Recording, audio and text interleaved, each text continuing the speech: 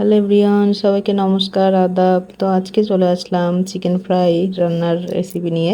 তবে আমি chicken fry রান্না যেভাবে করব খুবই সহজ পদ্ধতি, অর্থাৎ বাসায় যা থাকবে তাই দিয়ে চিকেন ফ্রাই করার চেষ্টা করব।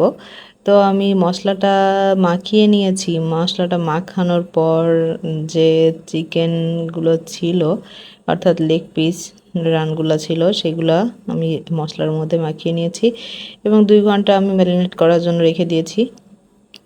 এখন এটা আমি আসলে ফ্রাই করব। তো আমি কি কি মশলা মাখালাম সেটা আমি ডিটেলস এখন বলবো। তো আমি এই মশলার মধ্যে দিয়েছি আদা, রসুন, পেঁয়াজ এর সামান্য পরিমাণে পেস্ট করে দিয়েছি, আর সাথে দিয়েছি টক দই, সামান্য একটু লেবু, তারপর পরিমাণ মতো লবণ, তারপর এই যে ময়দা মাখাচ্ছি, এখন ময়দা দিয়ে সামান্য পরিমাণে বেকিং সোডা দিব। আর কর্নফ্লাওয়ার যেহেতু নাই সেহেতু আমরা এটা অ্যাড করতে পারছি না।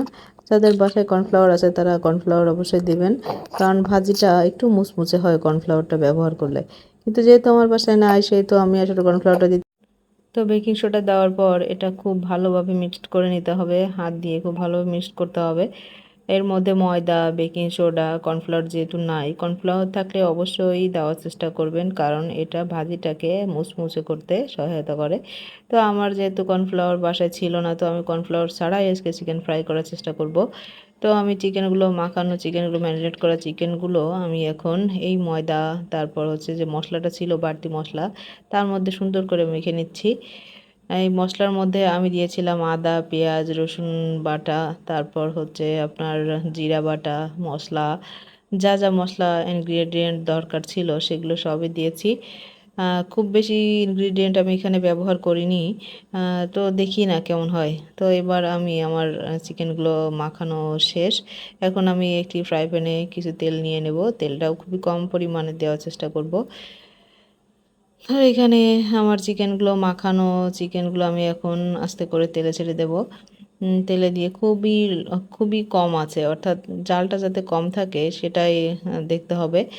তো আস্তে আস্তে এক এক করে এই তো আমার ফ্রাইগুলো আমি কড়াইতে দিয়ে দিলাম।